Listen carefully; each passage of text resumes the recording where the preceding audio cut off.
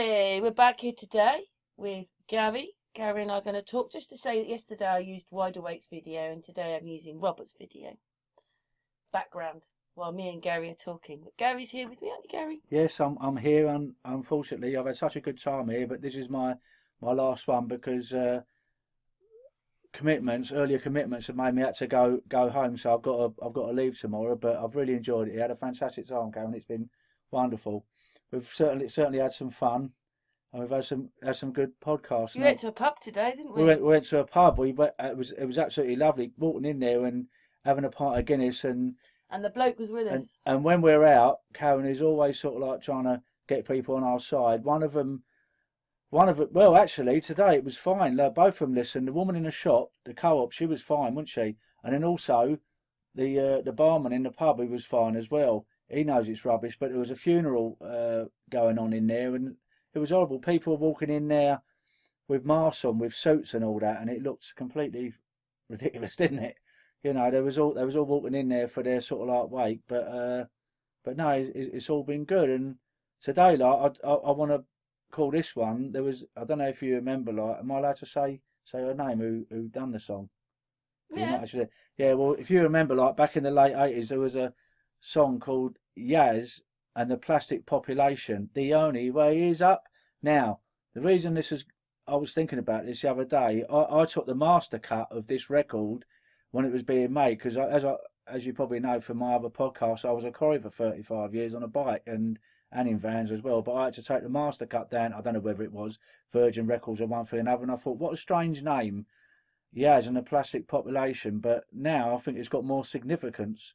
So we're calling this Gaz and the Plastic Population after what we're all going through at the moment, because you know we can see the ridiculousness and the fallacy in all this, and others can't seem to see it. For some reason, they really can't see it, and I think there's a division now in the human race, and I'm sure everyone that's going to listen to this can correlate with this with their family and friends. How it seems like that there is some kind of division, and I don't know why these people can't see it. Are they the same as us? Is years and years of indoctrination, you know, turn them into a different kind of human being? I mean, I just don't know.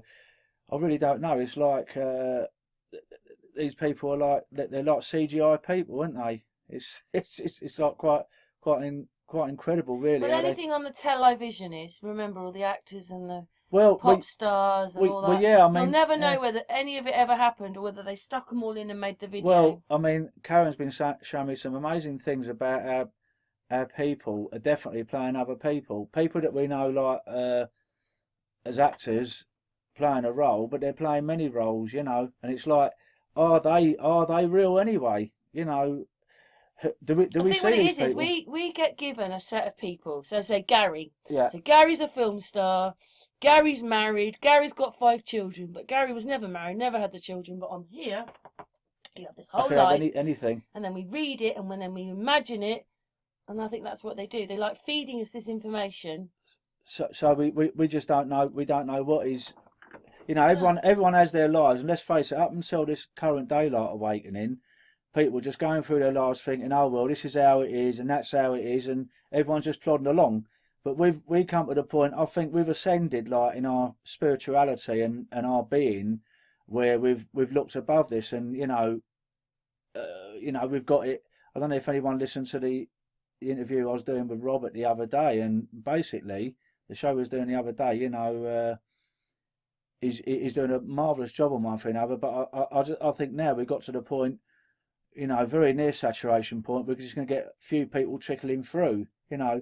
The thing is, one of the reasons it won't happen is because, you know, YouTube was one of these places where we went to see HOAX, you know, like 9/11, the whole thing. Yeah. That's all gone now. No, you can't. So anybody coming in won't find. Well, this is it. If you get people, I know people now that try and find like certain channels. They're so far down the sort of like listings that they're practically hidden away to nowhere. So You people almost need the link, you know, the proper name to the. People get bored with it. Whatever he's called his video, you need to put the whole name of the video in to exactly, find them. Exactly. And what happens is, you see, if you'll get directed sort of like to the Flat Earth Society or stuff like that. But all the stuff we've been looking at, you get misdirection now or redirected. But you know, this thing about sort of like people being like NPCs, I think there's a lot to that. I text my friend this morning over in Portugal, and I said, like, when you sort of like drive down the road, Sam, you see all these people. What does everyone do? Have you ever thought of that? I think of it all the time, Karen. I look at people and I think, what does everyone do? I know people have jobs in one thing or another, but there's people that you don't really know them, but you see them every day, and especially now with what's happened in the last year, it becomes more apparent what did everyone do and what does everyone do? Do people play a role as NPCs and really they don't do anything? It's like we only see them in a fraction of a little bit of time. I mean, I'll give you a little story. I got it up on YouTube a few weeks ago. There was a guy that went into a hospital and basically he was walking around just to seeing how many people was in there and one thing and another, and he noticed something very, very strange. He followed this doctor, and it was like this doctor was following some kind of sort of like weird script, because he walked down the corridor and stopped like he hit a brick wall that nothing was there, and turned round and went back again. It was like, it was almost like this guy was been MK Ultra'd, Karen, and it was like that was his script, weren't to go any further, and then he's gone back to whatever he was doing before. It was like, and the bloke couldn't get his attention or whatever, and I do believe this happened. And you know what we were talking about last night, Cam? We said there is a possibility that maybe the astronauts actually did believe they done it through mind control, like going to the moon and whatever. Well, I did think of that they just inject them with something, but when I see that no, it's not Don Pettit. I did a video on it where the one guy's playing the woman. So they're also doing the same thing. They play the women as well as the men. Yeah, they are acting, but I mean, I think there is a scenario whereby people do actually, get MK Ultra. There's been people that have come out of the mind control program and they speak about it. But there was a really good film out in 1988. If anyone that hasn't watched it needs to watch it big time. Anyone in this community, that was called They Live, with Rowdy Roddy Piper. Yeah. Now the thing is with Rowdy Roddy Piper, Karen, I used to watch him because there was a time when I really liked wrestling.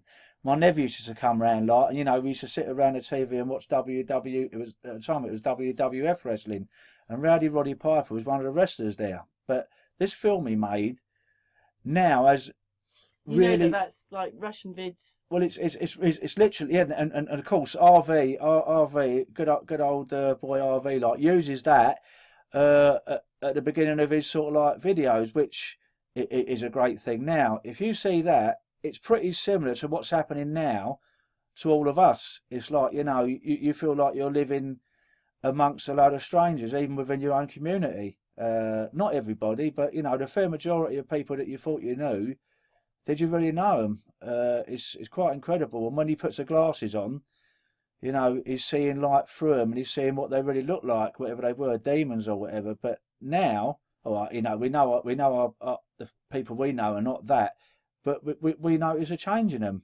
don't we? We do know, and let's face it, Karen, you know more than anybody with what you've told me, and I know it myself. We've been speaking about this with people that we know that seem to be like, you don't really know them anymore. It's like, and they've changed. And of course, I'm not saying like these people like are androids that are made, 50 feet under the ground, but it does seem like they've had some kind of reality change with us, or we've changed. We have changed. We have changed, and they've stayed how they were. And maybe they was always like that, and we didn't notice this before, But I think years of indoctrination as well, like, has done it. I was saying to, I was talking to Karen's daughter this morning, like, about things, and I was saying like, school I didn't really get on, and I think it was all a subconscious thing. Maybe we knew it was a lot of old rubbish there. Listen, when we all went to school, we did learn good things. I mean, I was very good with my hands. I was very good with metal work, woodwork, anything like that. I did get an O-level technical drawing, but everything else was pretty much rubbish. Maybe subconsciously, a lot of us knew it at the time, and I'm sure there's some people out there that concur with this, Karen, that sort of like realise at the time why I didn't. And another thing I didn't like school for, which is a strange thing, because the rest of my life wasn't like it, but I got bullied a little bit at school, you know, because I'm quite a big bloke, like, you know, and I think some of the people in the older years picking themselves, look at that bloke, you know, we better put him in his place, and probably that with sort of like other things as well, you know, you just don't. Some of us just don't get on with in school, and I certainly didn't. And I used to, I mean, the truant officers round my place so much, and everyone thought my mum was having an affair with him. No. I'm joking, but he was round, you know, he was round all the time, and like, you know, I think the thing is, I think there's a division now in the human race, and are we ever going to get that division back? Are we ever going to sort of like, is we ever going to, because you know, this is what we were saying like over the last couple of days. You know, like if someone went on the TV now and said, "Oh, great, that's it. What's currently happening like is just all over," and it's like people just go back to their normal way of living, and no one gives a thought to thinking, how can that possibly be? When if it was all, if the reality was really there, like it's been said, how could that possibly be? It can't possibly be. It's absolutely ludicrous, you know, and we can see it as plain as day, and these people can't see it, and I just think to myself, it's just not part of their reality. They're living in a different reality. They're sharing the same space as us, but they're living in it. They're in a different reality. I mean, I just don't know. I don't know what else it can possibly be that people can't see fallacies. I really don't know. What's your take on it, Karen? I think that everything we see on there on the screen is CGI'd. And people are mirroring that. They're like probably. cartoons. Yeah, and you know something? So basically, they make a situation so they can do it with the president. They can do it with a pop star. They'll say, "Oh, we're having an interview, and you're here, and rah rah rah," and none of it really happened. It's all done in a studio. But you know how much people put sort of like TV and movie stars into their life. It's like a big part of them.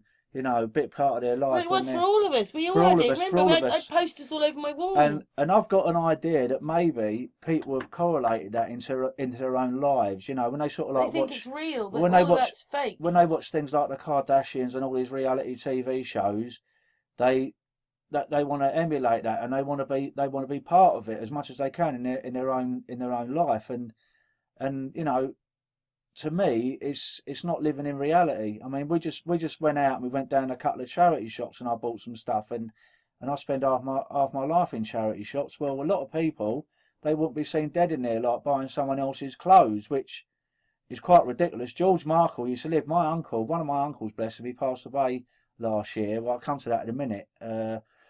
And he lived in Hampstead, like very near where George Markle lived, and he used to see George Markle all the time. And he was forever in charity shops. Now this guy was worth, I think at his death, he was worth 80 odd million. So obviously, maybe he started seeing the ridiculousness. You know, he could probably go out. You know, he could go out and buy a Ferrari, a Porsche, anything he wanted. He's one of them, though. Well, yes, he might well have been, but he still used to go in charity shops. He was seeing it all the time. Well, you know. Or the version of him was. Well, my uncle said he used to see it because he see him. He crashed into a wall like of pronto print or something like that, and my uncle see the car there and all that when he was driving down the road smoking a spliff and whatever. But I don't know. Do you think there might be a situation where some of these people, Karen, like they realise the world they're in and they don't really want to be there anymore? Maybe it gets to the point where it does happen. Can you sign off?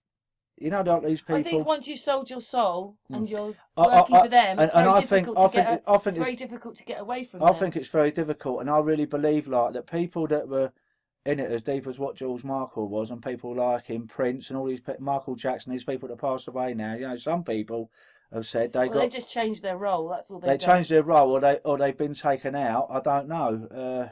Who knows? But you know, I think they're getting to a point where they can't get out. There's a lot of people I used to see in the music industry in the early 80s that you don't see anymore. Was it because they wouldn't go along with it? You know, maybe they sort of like made one or two records and they were asked to do things they didn't want to do, and they got out of it. Mm. Most of them don't, because obviously the money involved and the prestige and the power like is too much to sort of like turn away. Me and Amy have tried to work out how they're doing it, and we just don't really quite understand how they're doing it.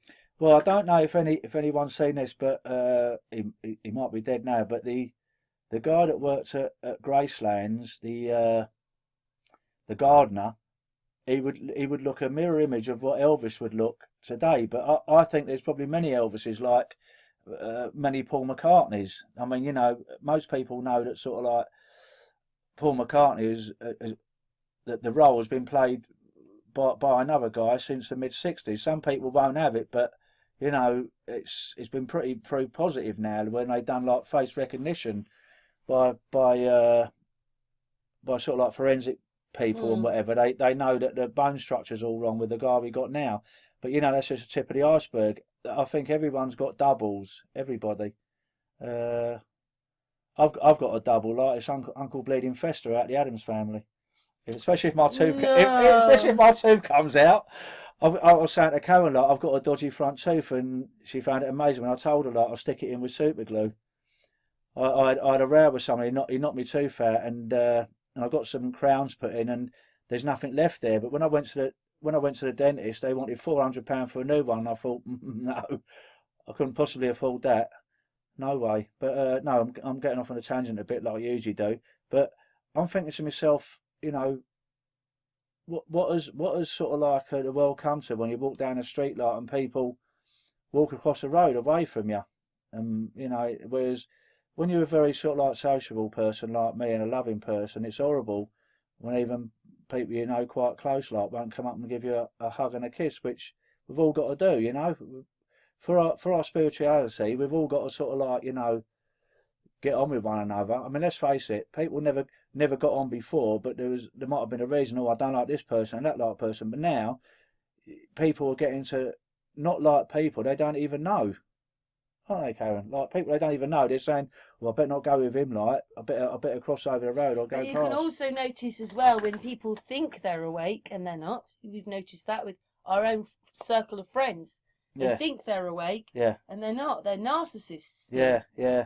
Yeah. There's, I think even like, you know, I was talking about this one of our friends over in Portugal earlier, like, you know, and we was at a WhatsApp video call with her, and we're saying even within our community, and it's small enough as it is, we don't need it any smaller. We've got to try and stick together as much as we can. Well, there's probably more of us than we think there is. There's a lot of closet people that don't really want to come out. I mean, you know it pretty quickly when people get triggered. We went for a nice walk over a nature reserve yesterday, and you know, Karen does sort of like, you know, sort of enlighten people about what things going on. You know straight away people that won't have it, they're triggered, and they start sort of like getting the huff straight away, and it's just trying to move on because these people won't listen to you. They're never going to get anything, you know, not just current events, anything you talk about. And I've noticed that in all the years, Karen, I've been down speakers. Their screen. Yeah, all the years I've been down speakers corner and one thing or another, you know, people quite rightly turn around and say to me, why should I, you know, how many letters you got after your name? You know, what do you do for a living? And I say, well, I've been a courier like for the best part of my life, and I've done various other jobs. You know, why should I listen to you like and not a professor? Well, I'll tell you something. I was watching a video one day. They all believe that the scientists know everything, but they don't. Well, there was no answers. There was a YouTube, and someone in our community, I can't remember who it was talking to a university professor, and he said, this is how deep these people think. He said, if I met Neil Armstrong in a pub and he turned around and told me personally he never went to the moon, I'd still believe we did. Now, when you're sort of like got things like that to work against you, you're never going to get him on board. That statement just there alone, you know, university professor said, I don't care, you know, Neil Armstrong could tell me, and I'll still say we did. And you know, when you've got that, you know, you're working down from that with people that basically, you know, are going to believe everything they're told. So if a university professor won't believe someone that would say to them they ain't been to the moon, you know, what are you going to do with other people? You've just got to work with what you've got. Now, my very good friend of mine, like, and I love it a bit, like I spoke to earlier, like Cosmic Cat. She was saying, like, you know, we've got to work on our own frequencies, Gal, because, you know, it's got to the point where I'm pretty much sure it's got to pretty much saturation point where we cannot get people on board much anymore. and we've just got to work with what we've got and concentrate on ourselves, Karen. That's right. Mm. So yeah, these things with these so-called NPCs. I mean, non-player character. Now I don't know, because I wouldn't like to call people that I personally know NPCs. What are they? Are they the same people we knew before, and like we're just looking at them a different way now? And because we're sort of like we're awoke or awakened or whatever you want to call it, you know, it's a sad thing to say we're leaving them behind, you know. But they're They good don't want to people. come with us, though. They don't want to come with us. But the thing is, they're good people. I mean, a lot of people I'm speaking about, they're really good people. But it's just like they're not going to believe us over like someone with a sort of like a university degree behind them. You know, they're never going to do it. Even though those people don't actually have anything to say, because we already did that a few years ago with scientists. You ask them questions, they've got it. Oh, we go up to it, we go round it, we look at it, and then we make our decision after. There was nothing in there that the scientists said. Well, yeah, and I mean, you know, I've had like people speak to me like, you know, I was speaking to a scientist myself, and when I was trying to sort of like explain to her things, she was looking at me saying, "You don't know Jack, SHIT, you know, I know it all. You haven't been at university, mate. I have, and you know, we're dealing with people like that. They're never going to get it. They're never ever going to get it. They don't want to get it because their whole paradigm of their existence is crumbled like with one fair swoop. With someone like me that really hasn't got much and has always lived pretty much my life from hand to mouth, apart from many years ago. You know, now when you haven't got nothing to lose, it's fine. I wonder what I would do in the same situation if I was them. If I went through all their indoctrination and training, because I think most of these people, the more intelligent they are, the more stupid they are at the same time. It's like the Pete and Pete introduction, when the guy says, "You may be very good at what you do and highly intelligent and still be stupid," and that's what I think about some of these people, because they are, you know, they're very highly intelligent. Do you think it's a bit like I told you? I'm not saying that everybody's autistic or all that, but I'm just saying that maybe we've got slight spectrum. I'm on the spectrum. I know that. I mean, self-diagnosis has sort of like put me on the spectrum, because when I sort of like look into it, I tick all the bleeding boxes apart from one, which is, you know, some of them are not very sociable, but that's further down the spectrum. But I think that is it, Karen. I think we're on the spectrum, and maybe you know, it could be that you you know, was it ones that have problems with writing? Dyslexia. Dyslexia. That's another one. Well, there's people in our community. Some of my very good friends, which you know, too many to mention, are dyslexic, and also know some autistic people as well. And like, you know, I think everyone in our community may have something. Maybe not all of them are on the spectrum, and maybe some people just see it anyway. But the thing is, I've always thought differently than a lot of other people anyway, and maybe that's why, because I see these things so easily. You know, I've never really trusted much in authority, and I haven't been a sort of like an angel all my life either, you know. So I suppose with me, I've always done my own thinking, and people on the spectrum do tend to sort of like have their own mind. You know, if they got their mindset on something, it's very hard. It gets to the point of a bit of stubbornness sometimes, which is not a good thing if you're in a relationship, because maybe when I look back in retrospect, Karen, to previous relationships, maybe it was my way or the highway, and it shouldn't be like that, you know. But it does make you a little bit that way if you're on the spectrum. But no, I mean, some people actually think, like, you know, these NPCs are microchip change beings. I mean, I don't think so. What do you think, Karen? They're not microchip change beings. They're basically they're just us, but they can't see what we see, and they're different realities. I don't know anymore, because, you know, it's happened to me in my own family. So you think there might be a situation where they're not. I mean, I tried to talk to my mum the other day, because I said, I thought you were an empath. She said, I am. But she isn't, because an empath wouldn't want all this. Do you think there might be a case where they've been MK ultra'd through social this. media, TV, Yeah. newspapers? And you know something? That's a very good thing, because it might not have happened to us, because we might be on a spectrum a little bit, and it hasn't happened to us, but it happens to other people because they're not on the spectrum, and they've been mind controlled. I mean, I found it soul destroying for myself with my family and friends. it's really, I know, because what Karen was saying. Because basically you have to leave them. You have to just get on with your own life. What Karen was saying to me today, it's very upsetting for her. Sort of like, some of her family and friends and one thing or another, have really sort of like gone strange on her. And I mean, to be honest with you, I noticed it. But we saw it in that lady yesterday when we were at the. When we got triggered, this is what I said. When she got triggered. I said, what happens is people get. I noticed this from my mum, bless her, like she's passed away now, but she had dementia, and like things could trigger her. And I notice this with people now. With what's happening, people get, even before this, a few years ago, if you speak to them about things they don't want to hear, because of their mind control programming and indoctrination and cognitive dissonance and bias from when they was at school, and they really don't want to hear it. They don't want to, even if they. I'll tell you. I'll give you a little example. I sort of like told someone, and she was quite intelligent, and she got it straight away, and she turned around and said, "Is it going to pay my mortgage? I've still got my mortgage to pay. I've got to keep in the system. I've got to keep in the like globalist system, because obviously we all know that global, it means finance and big business and this kind of stuff, and not spiritual endeavours. But and I understand where she's coming from.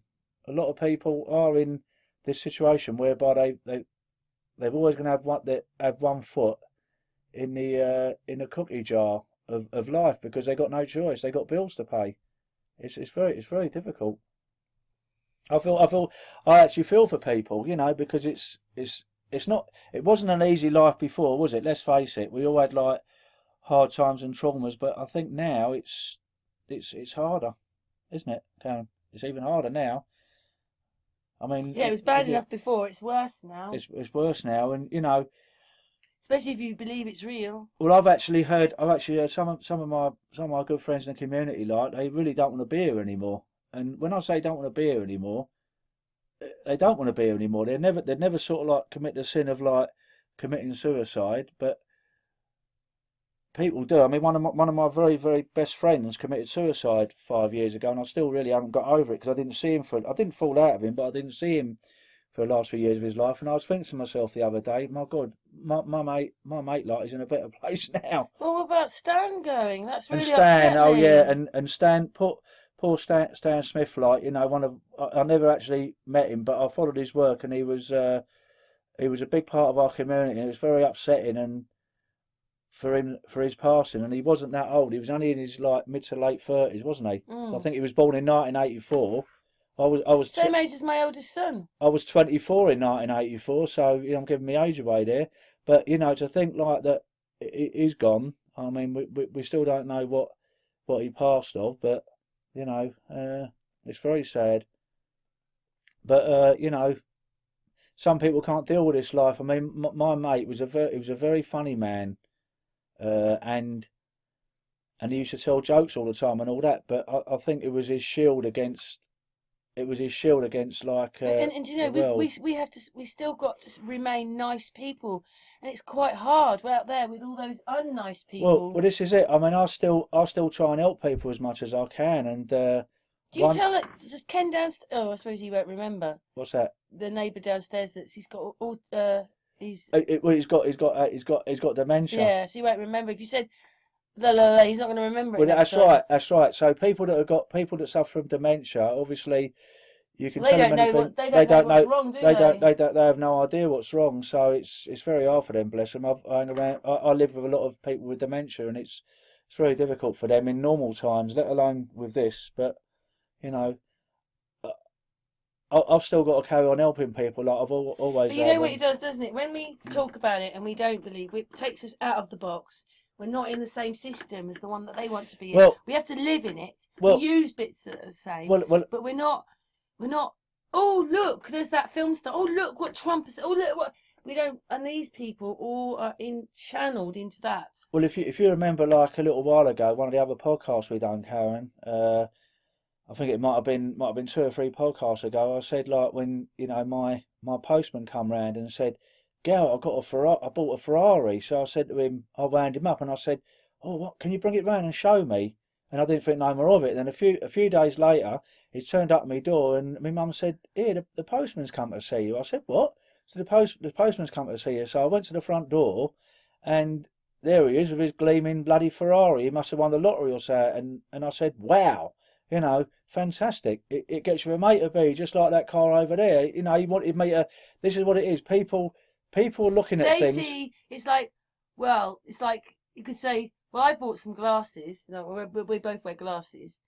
Oh, mine cost £1,000." Yeah, exactly. What difference does that make? He wanted me to go, wow, and that is one part of being on a spectrum. It's like you do come down to earth with things, and I've always been this way. It's like I said, yeah, but it's all made out of metal, just like that car over there, mate. And it gets you from A to B. And he's probably taken it around. And he was quite surprised. He's probably taken it to other people, and they've gone, "My God, look at that! And my lovely. son Look got at the nasty lines." to me one day because what it was is my daughter-in-law told me that everybody had been going, because he'd been going on about this car, but it was quite old, so everybody was like, "Oh." So I went, "Oh," and he took it out on me, and then he was really horrible. He asked me to leave the house. I'd done nothing wrong. I'd done nothing other than other people, but he took it out on me. And he remembers that day, and it's still all my fault, but I didn't do anything.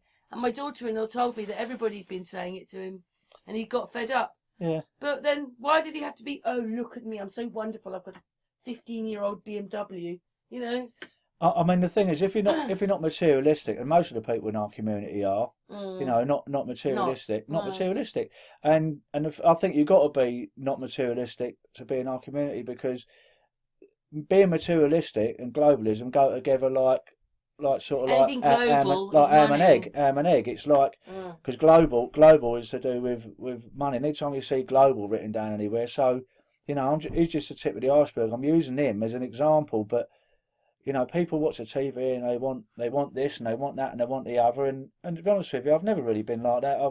I couldn't care less. I mean, if someone was to judge me on what clothes I wore down a pub, I mean, the only thing that I used to do wrong going down the pub was I've got a few different things wrong with me. I suffer from something called colour blindness, and my sister. I only learned that yesterday. And my sister used to have to sort of like dress me going down a pub if I was on a date, because she'd say to me, "Gal, them clothes don't match." But I've got an answer for that. I said, "Why is it just because the general population say them clothes don't match? Why shouldn't they match?" I mean, I might be right and everyone else might be wrong.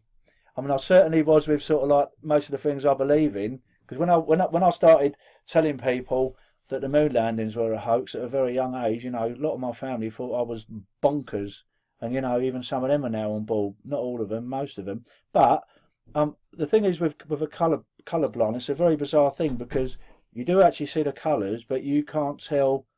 Sometimes you can't say what the colour is. Like, I'm looking at that there.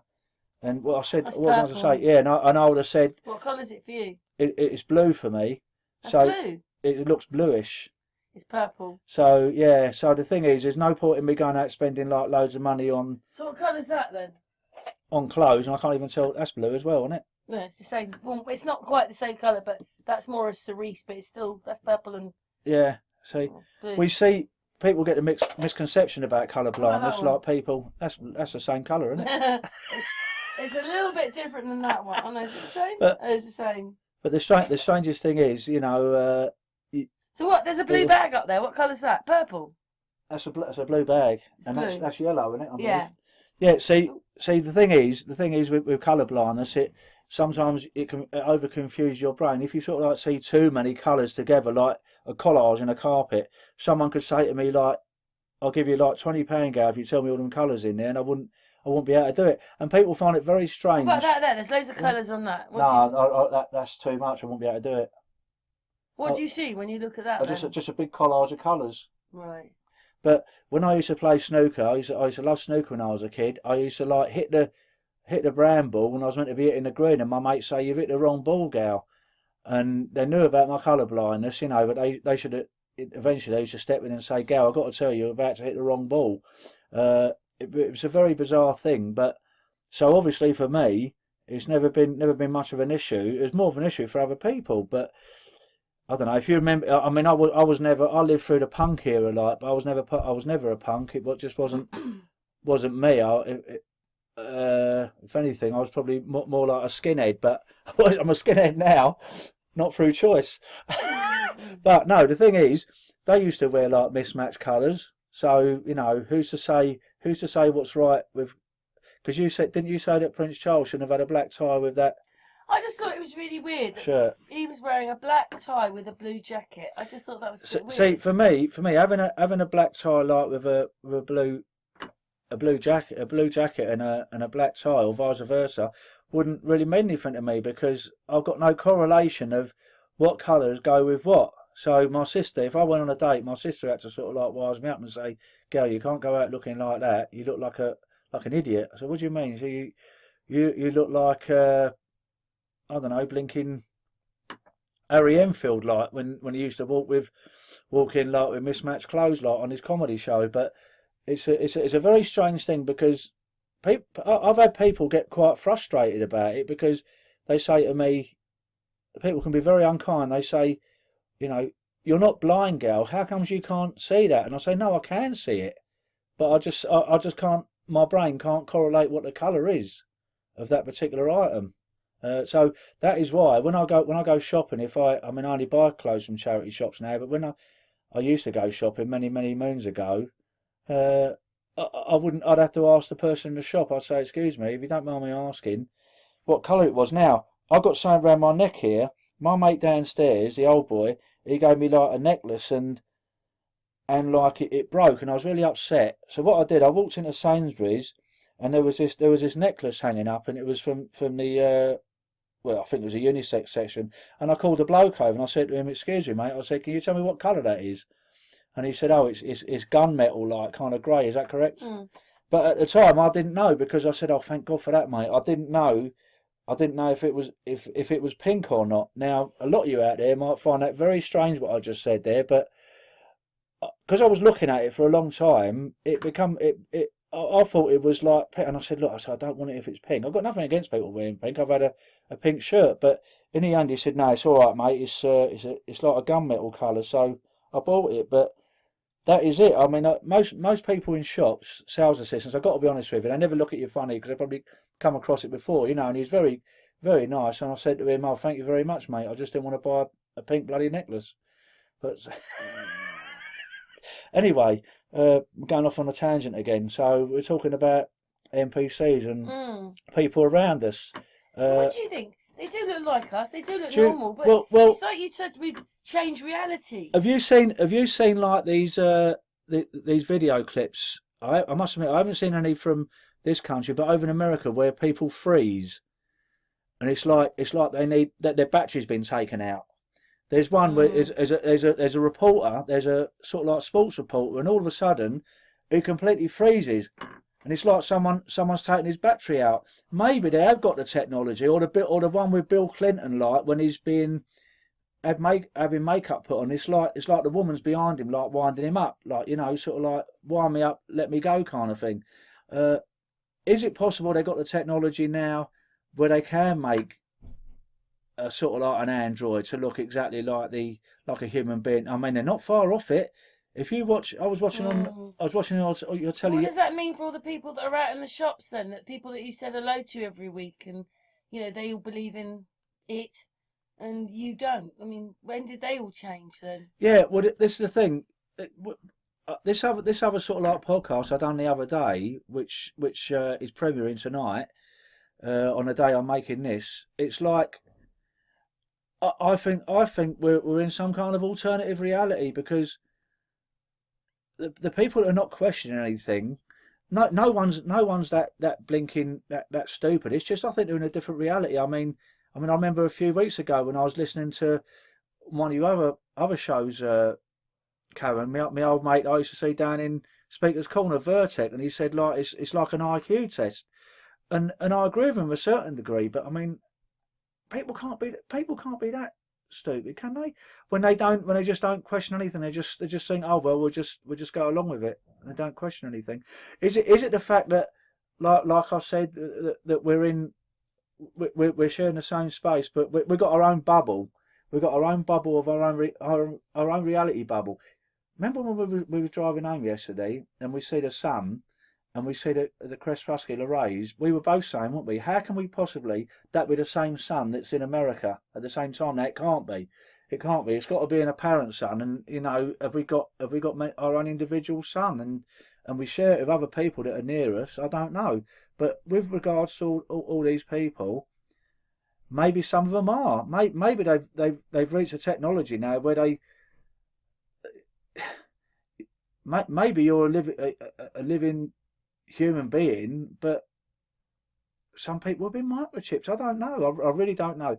It's just very bizarre. The ones that I see get triggered straight away, like that woman yesterday. I've seen that quite a lot. I used to see that down at Speaker's Corner. You know, there is something like they just seem very different. I mean, are they like that in their normal life with their other half? I have no idea. You know, I just don't know. But it's very bizarre. Yeah, it's like we're living in two different realities, sharing the same space, and living in two different realities. Now, and these people can't be kind and caring and thoughtful. Yeah. These people, you know, generally are people that they can be narcissists, or they can be like just people that are not very friendly, I suppose. But I mean, the show I did yesterday, it's coming out tonight, is basically I do believe in multi-dimensional living. Basically, we can share the same space but vibrate at different frequencies.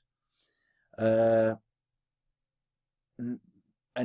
basically, maybe they're different humans than us. I don't know. I really don't know. Is everybody so? I've got to say it, so stupid that they can't see this, that they can't see even, listen, there's different degrees even within our community about what's going on, but to believe it word for word, you know, without any question, I find quite amazing, to be honest with you. But there you go. Is there anything else you want to talk about, Karen? Oh, I was listening to you, Gary. Oh right, yeah, because once I start talking, like, you know, but the trouble is with me, I do tend to go off on a tangent occasionally. You know, going from sort of like NPCs to colour blindness is a big jump, isn't it? Gary's got a message. I just got a message from Cosmic Cat. What's this? That's why I worry about PCR tests. I've seen videos on the nano worms in them, and when they switch to 5G, they have control. It's not a normal poison.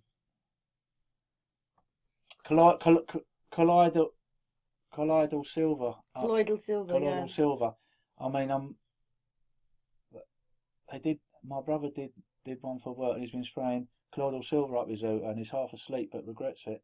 Yeah, because what I said was, I sent my friend Kat this text, and I said, lovely talking, and we're about to do another one. I'm thinking of calling it Gaz and the Plastic Population. The only way is up. Yaz knew in 1988, we're in a plastic, unreal reality that 99.9 think is what it is. I better not mention that, but I wonder, like, whether there are real walking and talking CGI AI characters. You know, is that the fact? I don't know. I mean, it just seems very strange. I mean, there was a time in my life when I suppose I was on the same kind of boat. Would I have taken the things that are going on now, what other people are taking? I'm not allowed to mention. I don't know. Maybe I would have, maybe not. I know when I was in hospital, I probably, because I don't know, I had a very most of the people that know me in the community know I had a very bad accident at one time, and I was in hospital for nearly a couple of months. And God knows what they done to me. But I mean, whatever they did, they saved my life. I mean, I can't knock. I can never knock hospitals or the NHS because basically they saved my life. Without them, God bless them, they really did. With what actually happened to me, without them, I wouldn't be talking to you guys now. I lost a hell of a lot of blood, and I'm definitely not a Jehovah's Witness because they definitely give me sort of like transplants. I don't know how much blood I had, but I had a hell of a lot of blood. So the NHS. Yeah, you're not you anymore. I'm not me. So the thing is, like, I might have. Maybe that's it. It was the person whose blood is taking you over, Gary. It's not me. It's not me. I've changed. And they obviously were a flat. Have you ever? Now, do you know something? What we're talking about, right? It is very bizarre because some people that have had lung transplants and heart transplants, they end up taking on the personality of the person that they've got the donor that has given them their kidneys or whatever. Because there's a guy who sort of like could speak French or something like when he had his transplant and he couldn't speak a bleeding word before. He started speaking French to his wife, and his wife said, "You I know about 2 or 3 words like mostly beaucoup or whatever, or a couple of swear words in French." But he started speaking like, reasonably fluent French, and other people done really bizarre things they've never done before. Like me, I've been a lifelong non-smoker. And people like have had a transplant and they start smoking where they've never smoked before, and other things. It's like they've taken bizarre, on. Isn't Yeah, it? because like there was someone that had sort of like lungs off of a guy, and who was a heavy smoker, but didn't, I don't think, die of like a lung related disease. It might have been an accident or something, but because he was a heavy smoker, and maybe like. All the cells can live individually. I mean, the only way I can think of it is like the memory is in there. The memory of what he done is in the cells of his lungs, and the guy started smoking, and it was quite tragic really, because I think the bloke ended up getting lung cancer and dying. So it's like he's got something like that. So it's really bizarre how people have got like other body parts from people, and they've taken on the character role of them.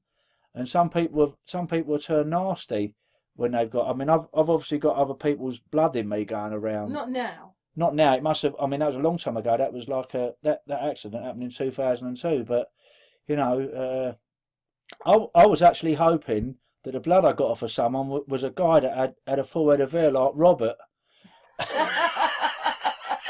That I did a podcast with the other day, because I was saying to Karen, I said the first thing I noticed, obviously, like when you lost your hair at a reasonably young age, about like the same age. well, and Robert is about the same age as me, and he was beautiful tan. He was walking up and down the beach, like, and I said to Karen, I said, I really love this bloke, but I don't like his bleeding barnet. It ain't fair. He's got this beautiful mop of hair, and it's obviously his own hair. Grey. He's not grey at all. I don't know. Maybe he dyes it. I don't know. But he's got this beautiful mop of hair, like, and I said, oh, look at his hair, like, it's horrible, like, it's so long and luscious, like, and thick. A lot of women like to have hair like that, and I was half hoping that when I come out of hospital, I'll receive like a load of blood from someone that had a full head of hair. I've got to grab my hair back. But it's very funny. I mean, I actually did it once just for a joke. I went to a Halloween party and I put a wig on. And I really don't know how people like Frank Sinatra and all the rest of them, like John Travolta wears one occasionally now, do it, because it itches like hell. It's horrible, And it's the same thing again. If someone's going to judge you on that, because I did have it once. I had a girl turn around and say, "I ain't talking to you, like you're bloody going bald or something." And I thought, well, you're not the kind of woman I want to talk to anyway, love. Because if you're that shallow, to sort of like not talk to me for that reason is quite absurd. And but that is the society we live in. You're judged on external things rather than most of us people in our community, we're internal, aren't we? We're like. We're all. We're seeing to what's inside. We're hoping to see what's inside that. We're hoping to see what's inside that person, and we're the spiritual part of our body, whereas most people are the external thing. Everything. See, globalism is all external, isn't it? It's like I've got like my postman, he's got a big nice Ferrari and a big house and everything, all the trappings that go with it. Whereas me, it's never really interested me. Even before the Great Awakening, it's never really interested me. I couldn't bleeding care less, to be honest with you. I used to like buy. I was second-hand bloody rom, me. You know, I go down charity shops.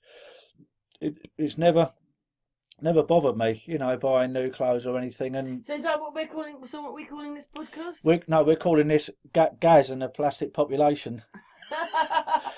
The only way is up, you know, because the only way is up. But I think the only way is up through our spirituality. They're probably eating plastic food and the plastic I mean, do you really think when you meet your maker, like he's gonna judge you like on all the material possessions you've acquired in your life, or is he going to judge you for all the good things you've done? And I know it's going to be the good things we've done, you know, and I've always tried to do that. I've always helped people. We see a couple of days ago there was a homeless guy up the road just from where in the town centre from where Karen lives, and we went past Luckily, it. But though, he's got a flat. But what it is for him, I still would have. He's got to pay his bills. I still would have, but I can't walk past these people. He needs money for his bills, so he's still out on the street begging. I can't walk past these people. He's got a flat like, now. And what I generally do, like I buy them something to eat or get them a cup of coffee, and you know, I just not, you know, some people can, but I can't. You know, some people say, "Oh, gal, you know, he's probably got more money than you," but usually you can sell the ones that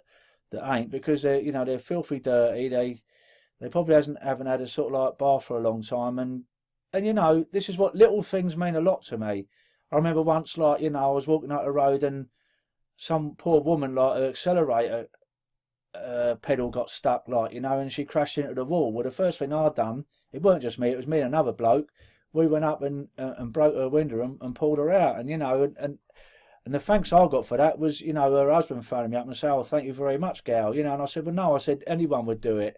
You know, because most people are not nice people, and they help other people. A lot of people don't get involved. But some people don't get involved. I mean, I have had situations whereby I've seen people not get involved with things and just walk past. You know, there was a young Polish girl on the floor outside McDonald's once, and I went to get her a meal, and a bloke tooted like that toot we had yesterday over the park. You know, that woman that tooted. Yeah. We had the same thing yesterday when I was in the way of some woman doing up my shoe. She tutted. Because if she came towards Gary, she could have waited or walked round, but as she got to, she went, ugh.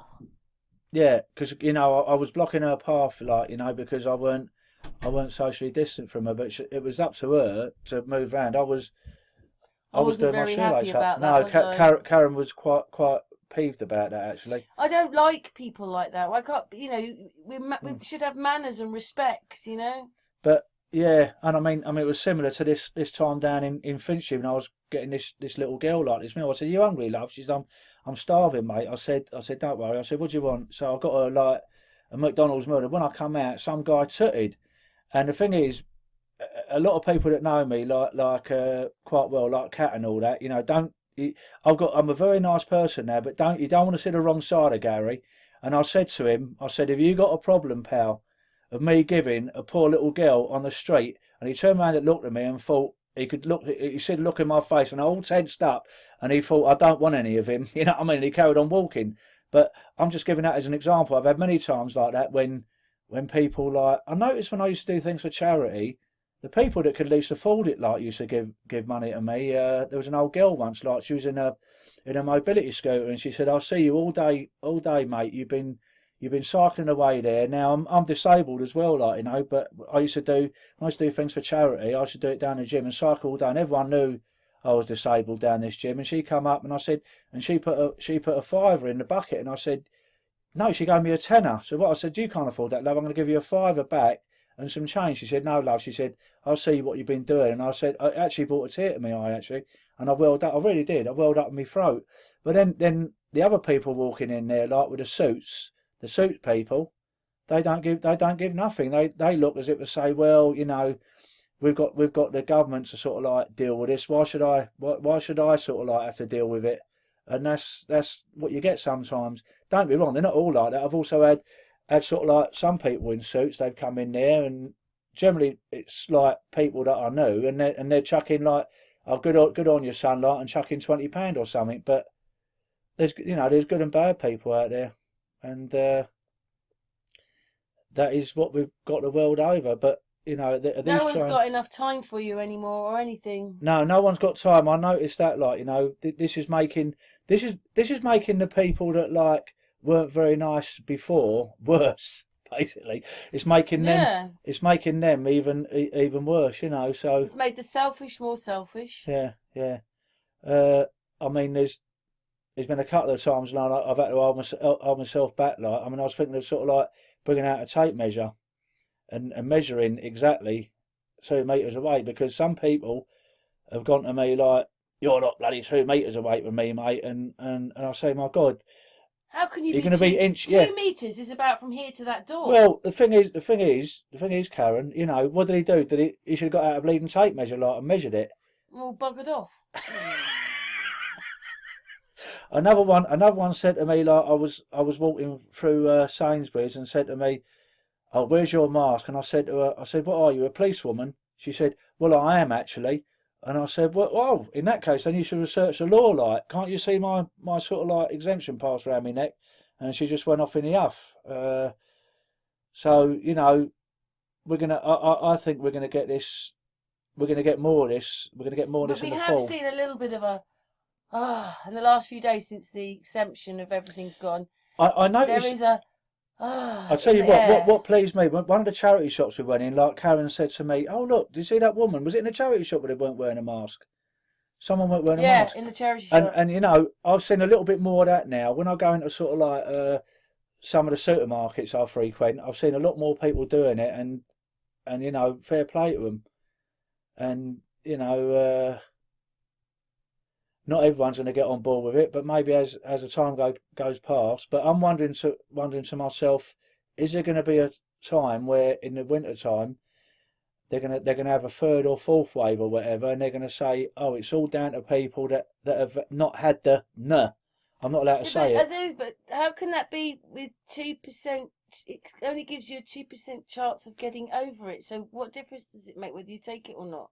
Exactly, exactly. What Hmm. difference does it make? But I know what you mean. I know what they could do. Well, we don't know what. Well, yeah. I don't know if anyone knows out there, but there's someone the other day. He was at Heathrow. Funny enough, it's where I'm going back to. If I'll try and do it, Karen, tomorrow. If I've got enough time for my next bus, I'll go into the Heath, see how busy it is there. Because I have to go going home from Karen's. Like, I have to go via Reading, then Heathrow. Uh, so if I've got time, I'll check out one of the terminals. But someone went in there, and I noticed that about 8,000 people a day are travelling through, and hardly any of them Why are they coming and here? hardly any of them are like being. I mean, listen, they haven't got the resources to go around and check everyone that's to stay at home for 10 days in quarantine. It's impossible. And that's what he said. He said, like, it's amazing, isn't it? We can get a 5 grand fine now if we do it. But they're coming in. I mean, one guy come in from Peru, like, and he went for a visa. They said, "What you coming here for?" He said, "I've come here to see Big Ben." And they just swallowed it, and then, you know, because it probably cost them more money to put him on a flight back home if he ain't got any dough. And they just signed his visa, like, and he carried on through. And they said, well, maybe Big Ben, like, was his mate, you know. I'll come to see Big Ben, you know. But it was more likely he was just telling a whole pack of lies, and they just sort of like swallowed it. But when you watch sort of like the one they do in Australia, if you got a hair out of place, they bleed and send you home. I mean, I watched that. I watched like I think I was watching it here, Karen, last night, where they sort of like the border control over there. My God, they're so strong. You know, you go in there like with an apple in your bag or something, like they'll turn you away. But over here, it seems like people are getting in willy nilly. But I'm going to try and check it out tomorrow. If I've got time before my next bus, I'm gonna Well, definitely check on that. we've been going for nearly an hour. Oh, is it really an hour? That gone that quick, isn't Yeah, it's it? gone that quick going. Once I start talking, there's no It's stopping me. okay. It's okay, Gary.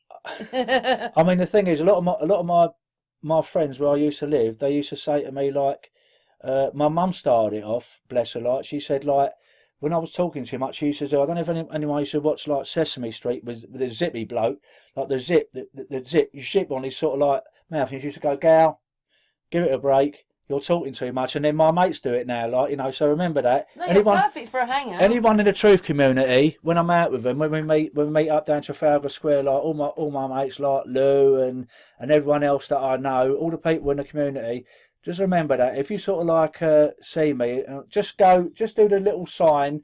Some of them were doing it down Speaker's Corner, like if I was talking to them, gal, you know, time, you know, you'll sort of like let someone else get a word in edgeways. And then obviously, You've got so much to say, Gary. I have got so much to say. A lot of it is utter bleeding rubbish, but there is some truth in it as well. But oh no, we've been going for an hour. That's fine. I've got to have a shave. I look like. I tell you what, if I carry on like this, I can go and sit outside Co-op lot and get some money.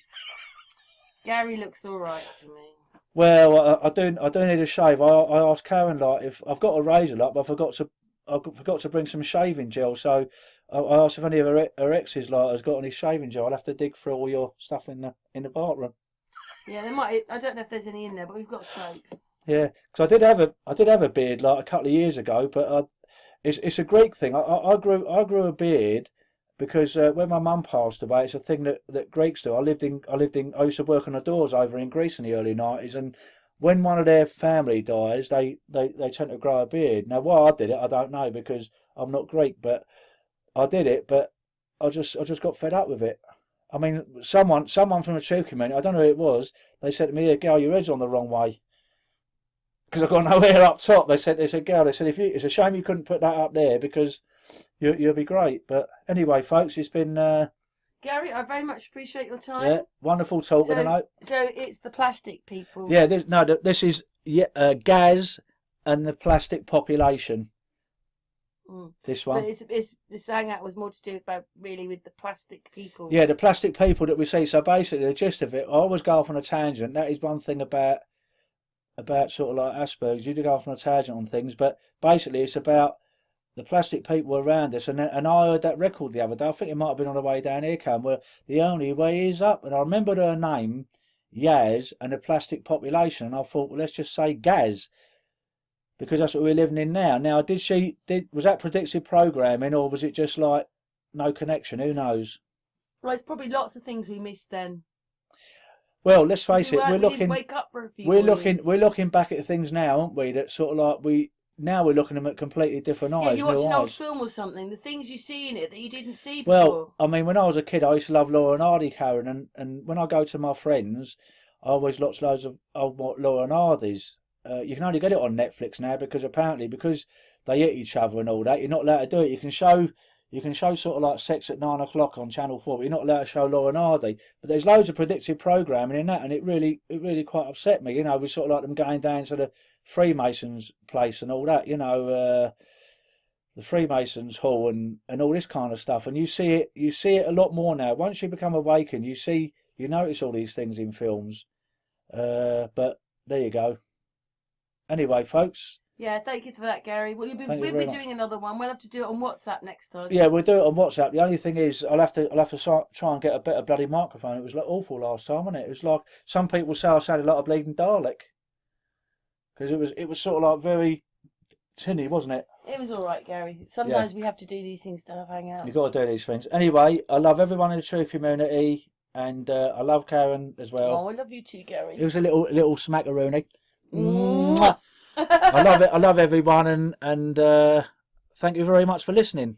Thanks, Gary. That's all, folks, for now.